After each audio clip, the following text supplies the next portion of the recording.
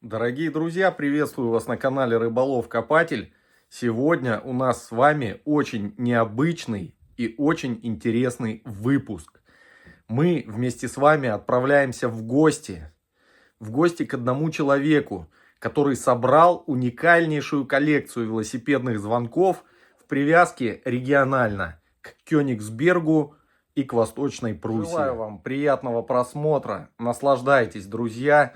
Прекрасных праздников вам, новогоднего настроения. Обязательно пишите ваши комментарии и замечания. Ставьте пальцы вверх. Поехали.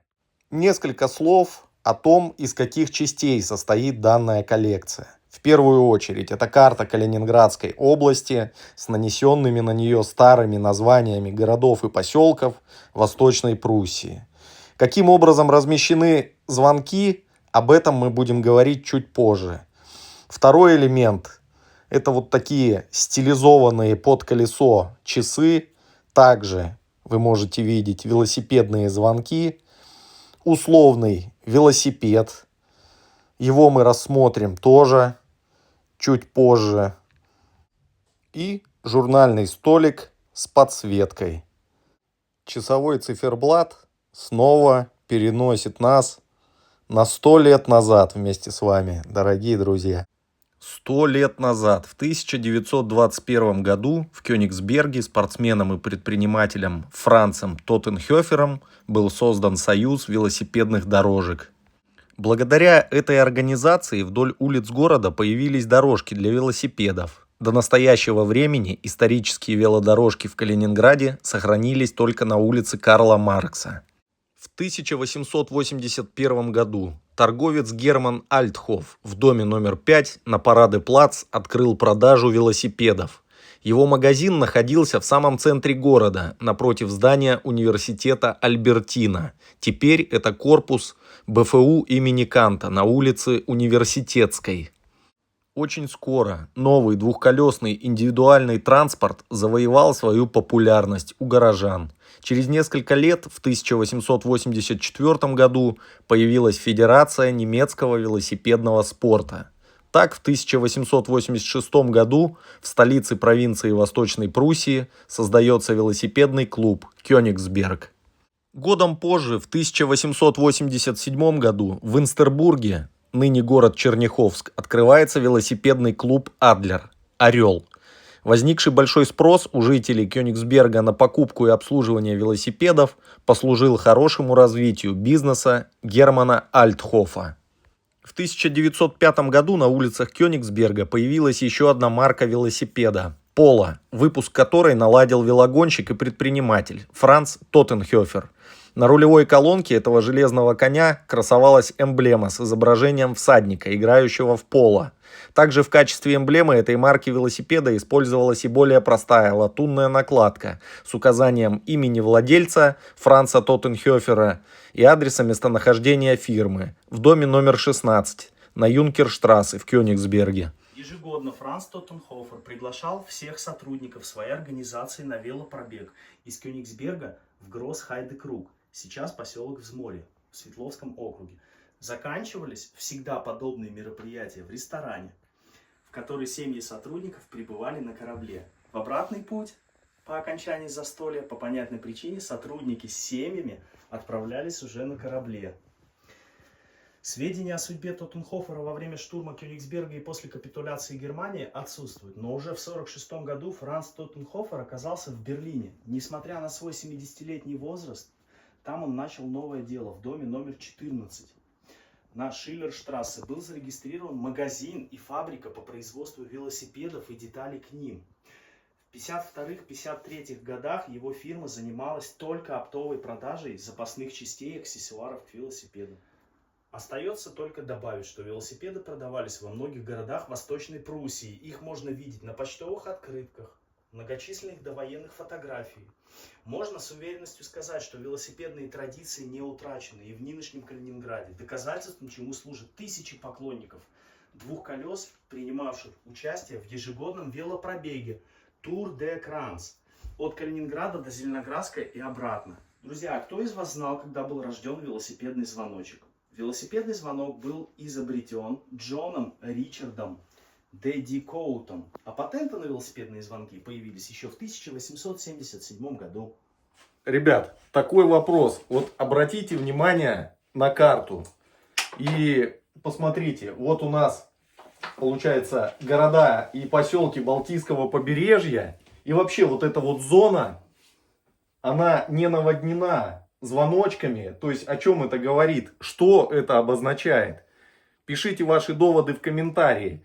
Не значит ли это, например, то, что это как-то связано с экологической темой, а может быть с обилием железнодорожного сообщения узкоколейного? Ведь это тоже могло быть. Да, друзья, и каждый из нас в любое время, неважно, когда это было, 100 лет назад или 200 или сейчас, хочется каждому человеку индивидуализироваться.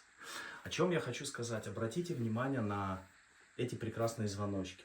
Были много стилей, были клеверки, были, к примеру, ангел на велосипеде. Есть много поселков и названий с этими ангелками. Были, к примеру, звездочки на звонках. Тоже определенная стилистика. Были гербы городов на звоночках.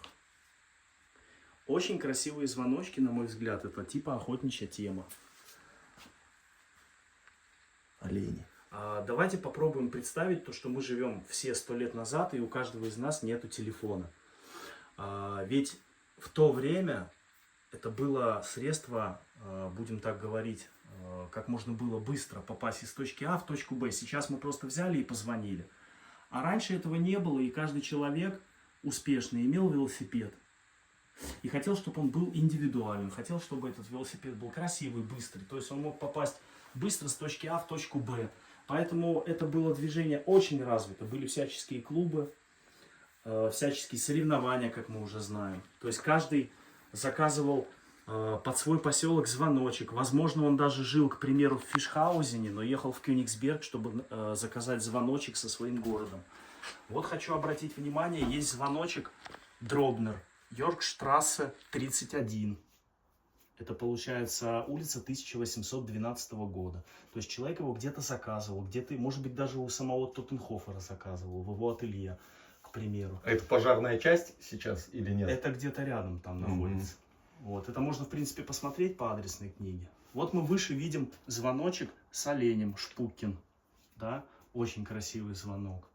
То есть, если так пособирать по стилистике, их около 10 видов всяких разных. Есть с велосипедами, есть просто с надписями, есть патриотические даже звоночки. Есть даже встречались звоночки со стихами, там маленькое извлечение какое-нибудь. Вот. То есть, все мы понимаем, то, что это было, как сказать, вот если сравнить сейчас с телефоном. Да. А вот также хочу показать фонарь.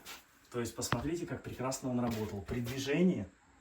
Амортизация. Да, амортизация. У него, то есть здесь находился карбид, и получалось то, что он очень хорошо, то есть чем быстрее едешь, тем он лучше светит.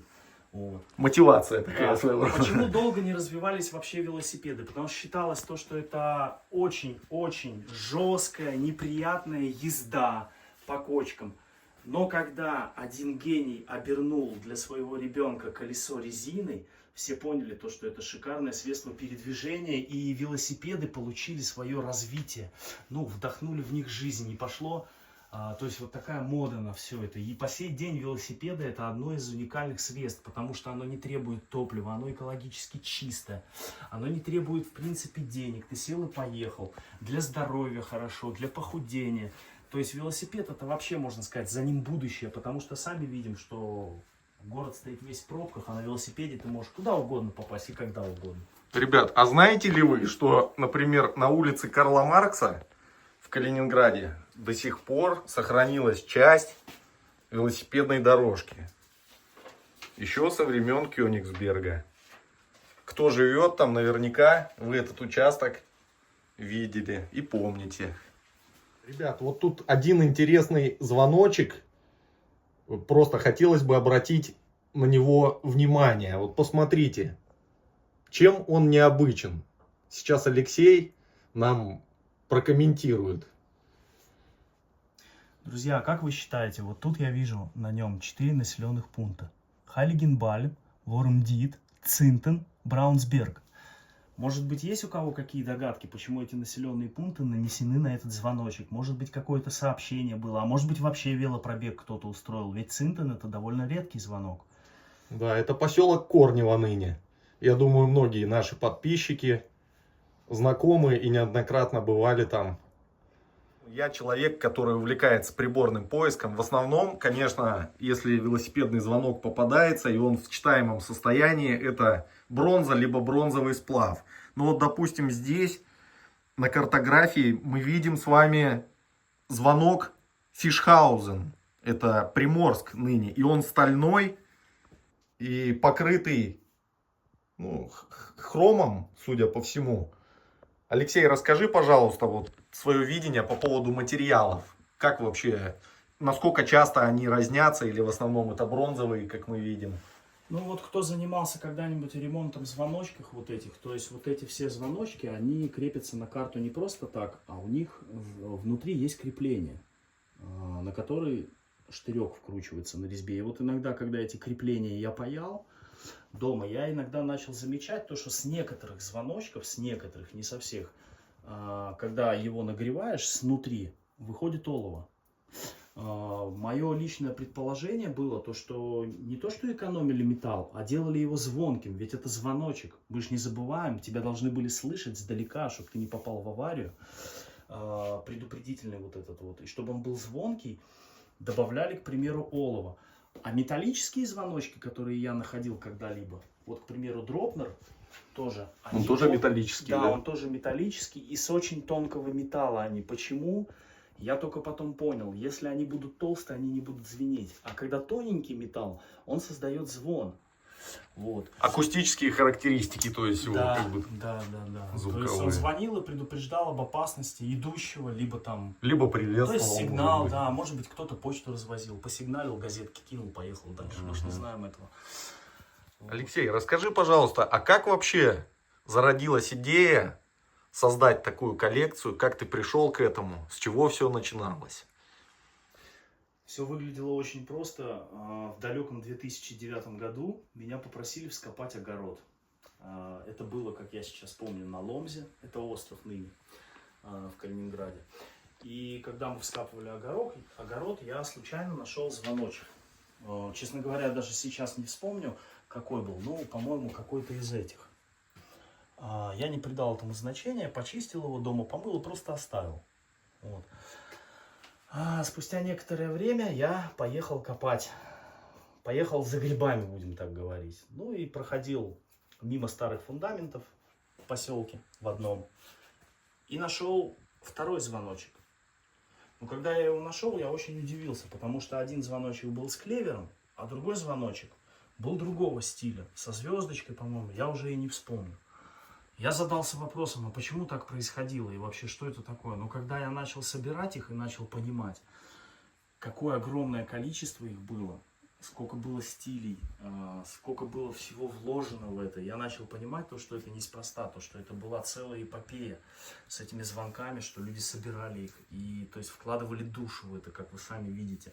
Даже я, честно говоря, не знаю, сколько они стоили, но я подозреваю, что стоили они нормально. То есть, вот зародилась у меня идея показать людям вообще именно на карте. Потому что мы на нее смотрим и понимаем, какой был масштаб. Это ж мы еще должны понимать, что у меня не все звонки. Пусть основная масса, но не все. И мы понимаем, да, сколько их было, как это все сообщалось между поселками, где их мало, где их много, где больше было развито, где меньше, где болотистая местность, может быть, их меньше было там. То есть вот появилась такая идея, что мы сейчас видим, картографику вот эту. Да, это уникально на самом деле. На самом деле, друзья, вот сейчас перед вами уникальные кадры. Вряд ли где-то еще вы сможете увидеть подобную коллекцию. И, кстати говоря, может кто-то из вас встречал звонки тех самых прибрежных курортных городов. Обязательно присылайте фотографии. Все это очень интересно. Будет рассмотрено и принято к сведению. Давайте еще раз посмотрим. В общем, насколько это масштабно. Где еще такое с вами мы могли увидеть? где все так собрано, консолидировано, подведено. Супер, просто супер.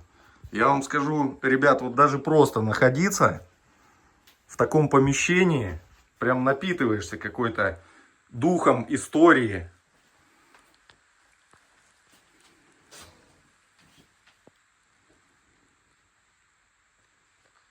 Вот тоже оригинальная открытка.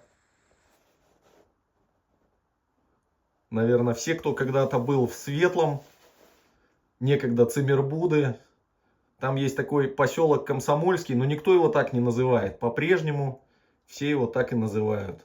Пайза. И вот здесь как раз это гостевой дом, да, или что это, ресторан? Это магазин. Колониальных товаров. Угу. Ресторацион и гартен какой-то там что-то. Да, вот так вот. А это парк каруселей в Циммербуде. Ныне город Светлый.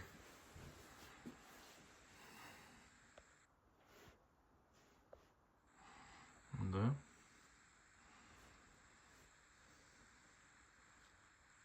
Это потрясающая и уникальная коллекция.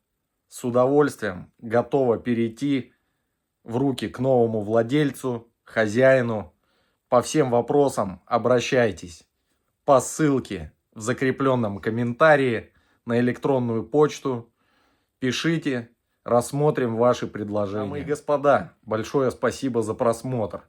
Не забудьте поддержать канал подпиской, вашим лайком и, конечно же, комментарием.